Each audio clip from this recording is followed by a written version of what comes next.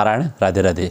श्रीमद् भगवद गीता के द्वितीय अध्याय सांख्य योग में हम 41वें अध्याय की चर्चा में भगवान नारायण अर्जुन से कहते हैं कि व्यवसायात्मिका बुद्धि रेके कुरु नंदन बहुशाखा हनंताश्च बुद्धियो अव्यवसायिनाम। कहते हैं कुरुनंदन, इस समबुद्धि की प्राप्ति के विषय में निश्चय वाली बुद्धि एक ही होती है। जिसका एक निश्चय नहीं है, ऐसे मनुष्यों की बुद्धियां अनंत और बहुशाखाओं वाली होती हैं।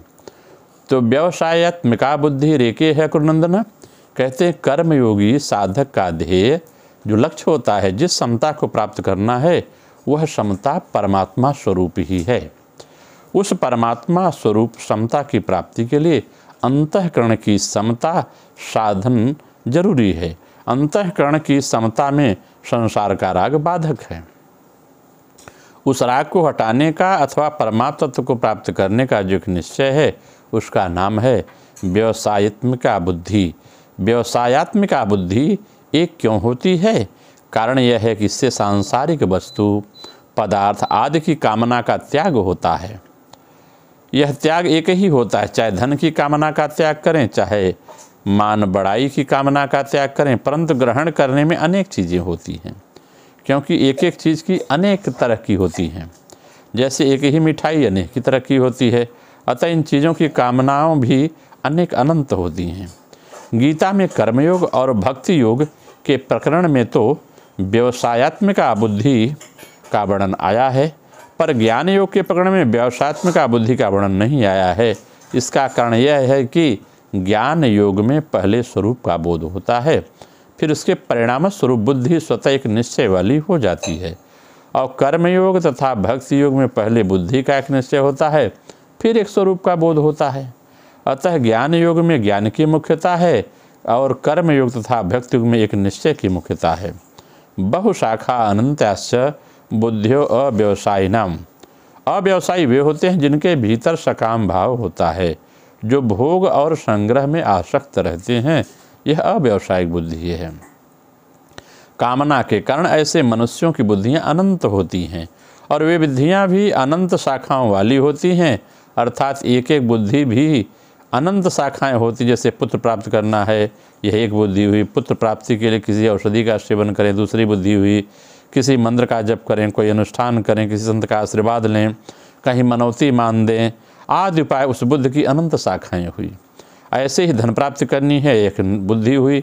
और धन प्राप्ति के लिए व्यापार करें, नौकरी करें, चोरी करें, डाका करें, विभिन्न प्रकार के दुश्मनों करें, कैसे करें, धोखा दें, ठगी करें, आदि उन बुद्धि की अनंत शाखाएं हुई।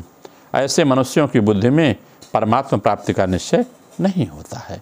यही अव्यवसायिक बुद्धि।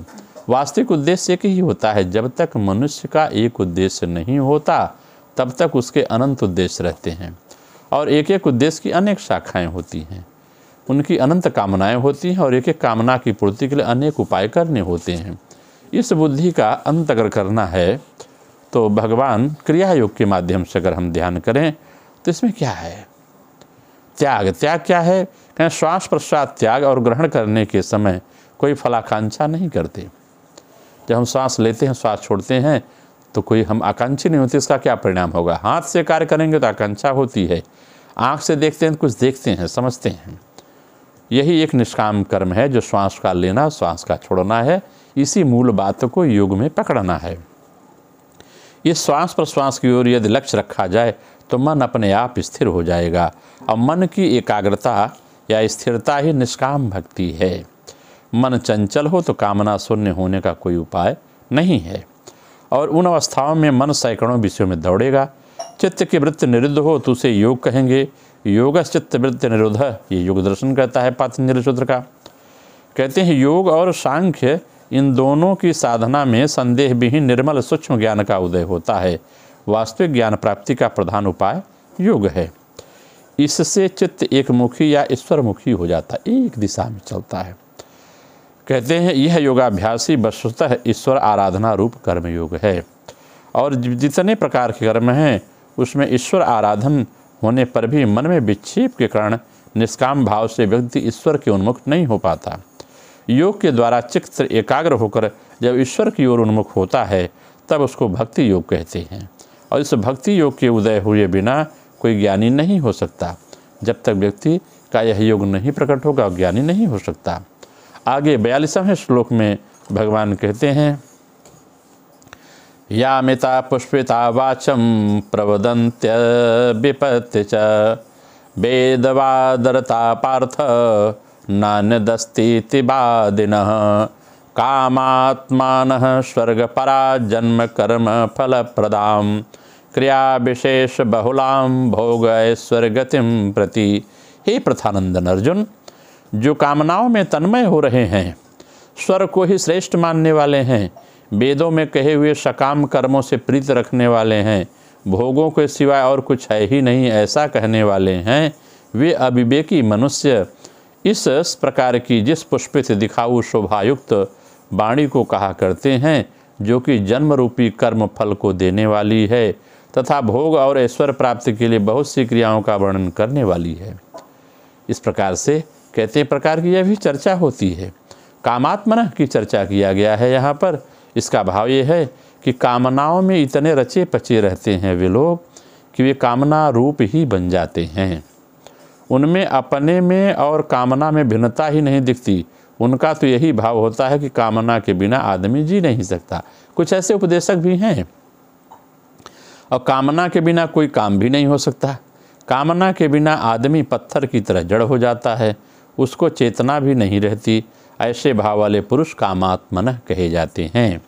स्वयं तो नित्य निरंतर ज्यों का त्यों रहता है, उसमें कभी घटबढ़ नहीं होती, पर कामना आती है जाती है, घटती है बढ़ती है। स्वयं परमात्मा का अंश है और कामना संसार के अंश को लेकर के है। अतः स्वयं और कामना ये दोनों सर्वथा अलग हैं, परंतु कामना में रचे पचे लोगों को अपने स्वरूप का अलग भान नहीं होता। स्वर्गपरा, स्वर्गपरा का भाव क्या है कि स्वर्ग में बढ़िया बढ़िया दिव्य भोग मिलते हैं, इसलिए उनके लक्ष्य में स्वर्ग ही सर्वश्रेष्ठ होता है। वे उसकी प्राप्ति के दिन रात लगे रहते हैं। ऐसा कथा पुराणों में भी सुना करते हैं। और यहाँ स्वर्गपराह पद में उस मनुष्य की बात की गई है जो वेदों में शास्त्रों में वर्णित स्वर्गादि लोकों में आस्था रखने वाले हैं। कहते हैं वेद वादरता पार्थ नान्य दस्तीति वादिनः। इसका भाव ये है कि वे वेदों में कहे हुए सकाम कर्मों में प्रीति रखने वाले हैं, अर्थात वेद का तात्पर्य केवल भोगों में और स्वर्ग की प्राप्ति में मानते हैं, इसलिए वेद वादरता हैं। उनकी मान्यता में यहाँ और स्वर्ग के भोगों के सिवा और कुछ नहीं है, अर्थात उनकी दृष्टि में भोगों के सिवाय परमात्मा, तत्वज्ञान, मुक्ति, भगवत प्रेम आदि कोई चीज़ नहीं है। अतः वे भोगों में ही रचे पचे रहते हैं। अब भोग भोगना ही उनका मुख्य लक्ष्य है। यामिता पुष्पिता वाचम प्रवदन्त्य विपत्तिशः। इसमें सत्य असत्य, नित्य अनित्य, अविनाशी विनाशी का विवेक नहीं है। ऐसे अविवेकी मनुष्य वेदों की जिस वाणी में संसार और भोगों का वर्णन है, उस पुष्पित वाणी को कहा करते हैं।